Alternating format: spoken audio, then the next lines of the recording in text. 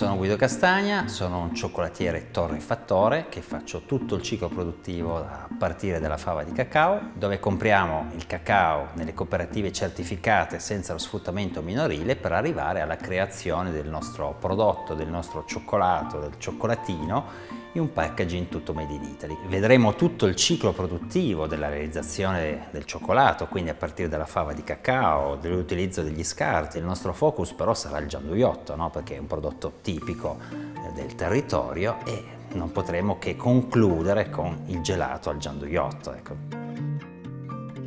Il gianduiotto per me è un po' una sorta di figlio, no? Nel senso perché per noi aziendalmente l'abbiamo sempre vissuto come quel prodotto che doveva un pochino primeggiare perché eravamo nella terra natia. Chiaramente, per chi non lo sa, il Gianduia nasce intorno al 1806, no? Per un problema, diciamo, di embargo napoleonico, le fave di cacao costavano molto care e si è cominciato a tagliare la ricetta, cioè mescolare le fave di cacao con la nocciola. E così è nato questa sorta di surrogato del cioccolato, che però poi è piaciuto molto e quindi da lì è andato avanti. Anzi, questo gianduiotto è il papà delle creme spalmabili più famose che ci sono. Noi abbiamo sviluppato un tipo di gianduiotto che è estruso e tagliato e che ha preso il nome di giovanotto, perché comunque è il nipote, il pronipote di questo vecchio Gianduia. Qua ci sono un po' di sacchi di cacao che stanno arrivando chiaramente da un po' tutto il mondo. Come potete vedere, qua abbiamo fatto un planisfero dove spiega esattamente la fascia del cacao che si trova a 20 gradi nord e 20 gradi sud dell'equatore. Chiaramente i cacao principali sono quelli più importanti, sono quelli del centro e Sud America, anche se adesso il primo produttore al mondo è la Costa d'Avorio, che assieme a Nigeria e Ghana fanno quasi il 70% di produzione mondiale. Lavoriamo solo i cacao fini. I cacao fini sono quei cacao pregiati che non sono quotati in borsa, quindi sono chiaramente più cari, ma sono più buoni.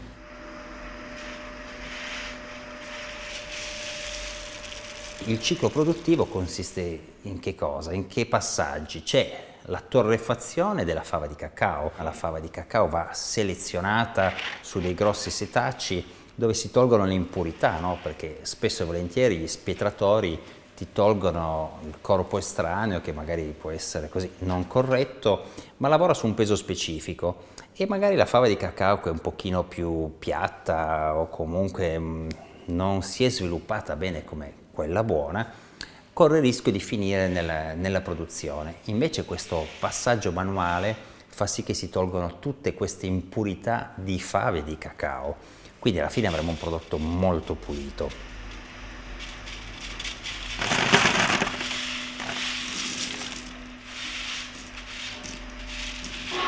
Dopo che le fave sono state selezionate sul setaccio, si sono tolte le impurità, vengono caricate su questo nastro che le porta al tostino e qua faremo la torrefazione, la cottura, che è fondamentale per sviluppare la parte aromatica del nostro cioccolato. Durante la torrefazione noi andiamo a creare una pastorizzazione della buccia, andiamo a togliere l'umidità che di solito è intorno a un 6-7% e terzo andiamo a fare la reazione in Maillard, che è fondamentale per sviluppare appieno il nostro sapore, la nostra parte aromatica. Se staremo al di sotto di determinati tempi e temperature avremo delle note più vegetali, se invece andremo avanti potremo avere delle note troppo torrefatte come il miele, il caramello, il caffè, il bruciato, quindi bisogna trovare un equilibrio, è una fase fondamentale. Con uno spioncino vediamo le nostre fave a che punto sono arrivate, con anche un semplice gesto riusciamo a sentire da un punto di vista sonoro se la fava ha raggiunto la giusta croccantezza e allo stesso tempo anche la rottura del cacao, cioè se si apre bene si vede che inizia a essere così cotto, perfetto. Quindi questo è il momento per tirare giù il nostro cacao.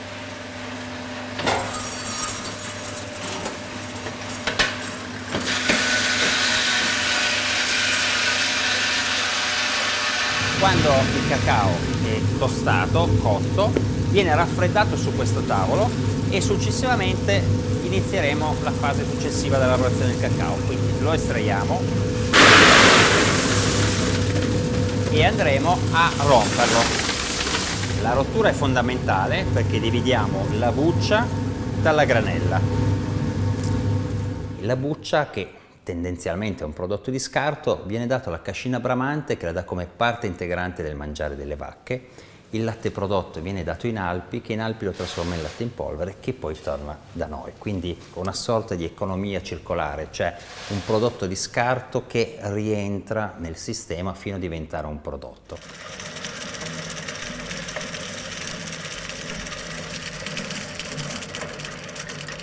Chiaramente l'operazione che abbiamo fatto vedere prima manualmente di rompere il cacao per dividerlo è impossibile farlo in modo continuativo e quindi ci siamo attrezzati con dei macchinari. Quindi loro riescono a dividere in modo preciso, selettivo, la granella dalla buccia. Questo è il punto di partenza del nostro prodotto. Se la raffiniamo da sola diventerà massa di cacao, un 100%. Per diventare cioccolato bisogna aggiungere almeno l'1% di zucchero, perché in Europa il cioccolato ha anche lo zucchero. Se poi andiamo ad aggiungere le nocciole, possiamo fare il gianduia, se aggiungiamo il latte facciamo il cioccolato al latte, quindi facciamo tutte una serie di derivati a partire di semi lavorati, a partire da questa fava di cacao. Adesso la granella che abbiamo ottenuto, che è pulita dalla buccia, la dobbiamo ridurre in polvere. Quindi con questa apposita macchina che ha 6 cilindri con una serie di coltelli riusciamo a fare una polvere che resta a temperatura ambiente. Per noi è fondamentale rispettare le temperature. Il nostro cacao, il nostro cioccolato non viene mai surriscaldato. In questo modo riusciamo a mantenere meglio la parte aromatica. E questo, come vedete, è il risultato.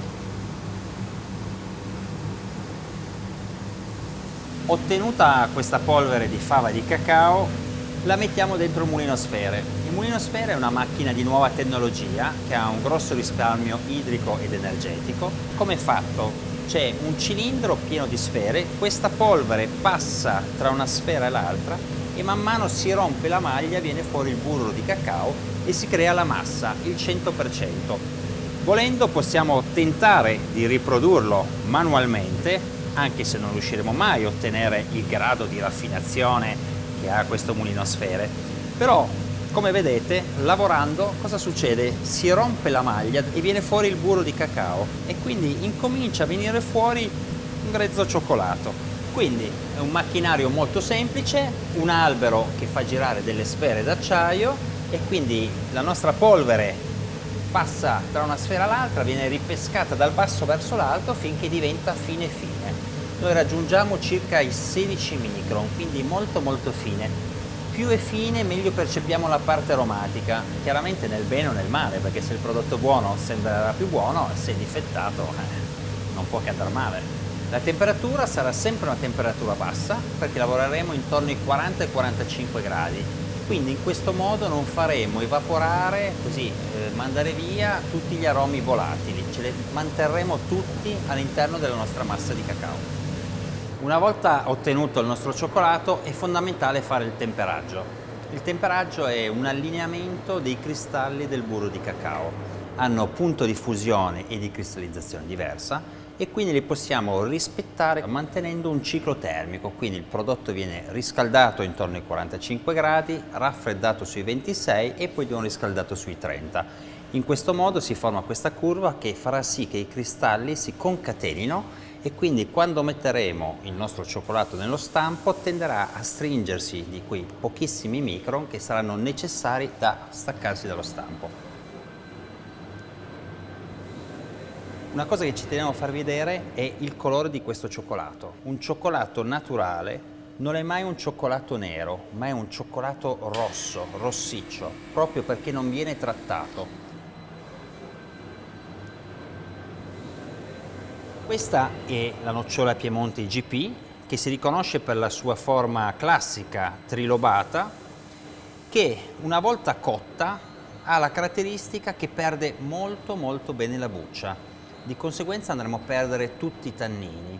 È fondamentale perché viene definita una delle nocciole migliori al mondo perché sicuramente ha una grande quantità di olio, più del 60% e quindi tutte le parti aromatiche sono nella parte oleosa e soprattutto perché va a perdere anche questo tannino che si trova nella buccia. La nocciola deve fare un percorso simile a quello della fava di cacao. Quindi la nostra fava di cacao è stata raffinata, è diventata massa di cacao, che in questo modo adesso lo vedete fuso e ha sempre questo bel colore rossiccio perché vuol dire che è molto naturale. La nocciola, che è stata raffinata, chiaramente la pasta di nocciola Piemonte GP, e lo zucchero. Quindi questi tre semplici ingredienti mescolati assieme, però messi all'interno del mulino a sfere, che quindi continua a raffinarla, ci permettono di ottenere questo impasto bello liscio, setoso, che è il nostro Juinot, il nostro gianduiotto. Questo Juinot deve essere poi temperato, messo dentro uno stampo, così in questo modo otteniamo una cartuccia dopo circa un'ora di frigo e questa cartuccia andremo a metterla nella nostra macchina. Per darvi l'idea, questo è lo stampo, quindi si cola dentro, quando poi è raffreddato, solidificato, si apre e poi viene estratto. E questo è il nostro Juinot in chiave tubo. Una volta ottenuta la cartuccia, quindi il cilindro di gianduiotto, che è stato almeno frigorifero un'ora, la lasciamo cristallizzare per circa 15 giorni. In questo modo il burro di cacao, che è una percentuale molto minima all'interno di questa miscela, riesce a cristallizzare in modo bello ed uniforme. E adesso poi cosa facciamo? Lo mettiamo in macchina per l'estrusione. Bene. Questo carichiamo il nostro cilindro, un pistone lo farà scendere verso il basso e poi partirà il ciclo produttivo.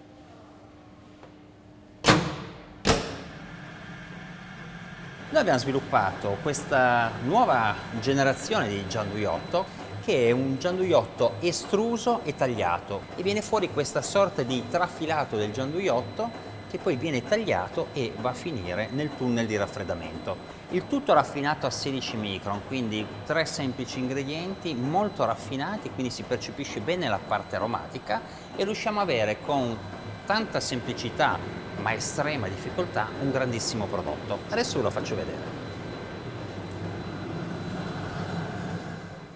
Ci abbiamo messo un po' per tirare fuori questo gianduiotto e inventare questa macchina, per poi renderci conto che quando il prodotto è stato così ottenuto, finito, alla fine avevamo copiato nient'altro che l'estrusione della pasta e quindi bastava aprire un po' di più gli occhi prima, però questo fa parte del percorso.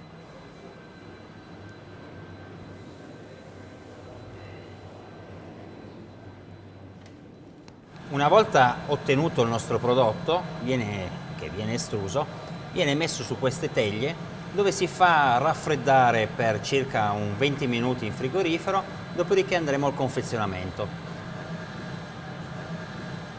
Tra l'altro il gianduiotto è la prima pralina della storia, non ci sono dati di altri prodotti che risultano essere nati precedentemente. Quindi a modo suo è un prodotto rivoluzionario e storico.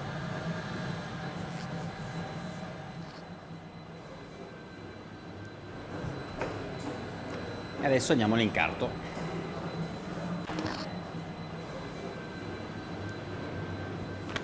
È stato un gianduiotto rivoluzionario perché abbiamo messo come primo ingrediente non lo zucchero ma la nocciola Piemonte GP al 40%.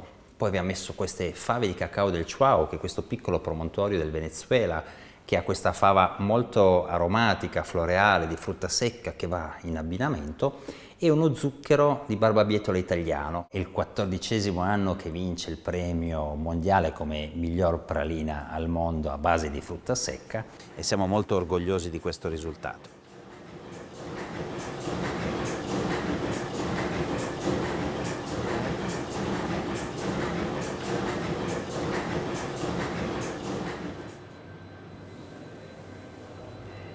Dopo tutto il percorso del from bean to bars, adesso andiamo verso il from bean to ice.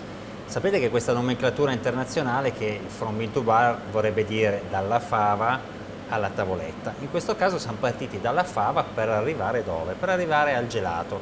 Quindi abbiamo fatto diverse tipologie, quindi il gelato al cioccolato con la massa di cacao del Chuao, acqua e zucchero, molto semplice, e però in questo caso, essendo nella terra del gianduiotto, non potevamo che ricostruire un gianduiotto senza grassi animali. Abbiamo voluto che fosse un prodotto molto pulito, molto più difficile da fare, da ottenere, però grazie ai tecnici carpigiani e al macchinario siamo riusciti a ottenere un prodotto ottimo. Nella base qua mettiamo chiaramente dell'acqua, poi ci sono i solidi, quindi il zucchero, il destrosio, il neutro, che andremo a metterle assieme. Porteremo il tutto a 60 gradi, dopodiché andremo ad aggiungere gli altri prodotti e mixeremo il tutto. Mettiamo anche il sale.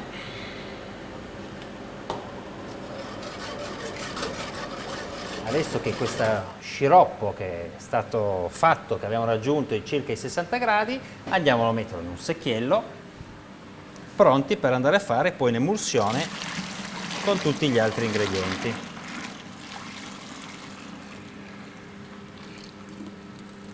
Andiamo ad aggiungere la pasta di nocciola, che guardate che bella, bella liscia, senza troppi puntini neri, che i puntini neri sono quelli residui della buccia della nocciola, no? E come ho accennato prima, la nocciola Piemonte ne ha pochissimi, perché appunto perde bene la buccia. Quindi andiamo a mixare il tutto.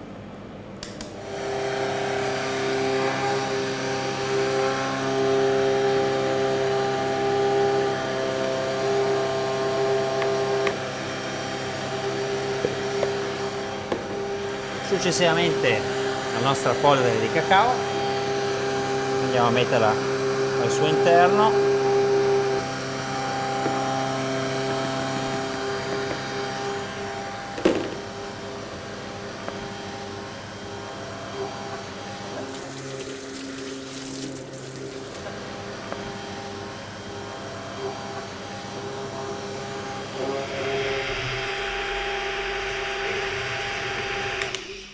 Dopo che allora abbiamo preparato tutta la nostra miscela di gelato al gianduiotto, e andiamo a caricare la vasca.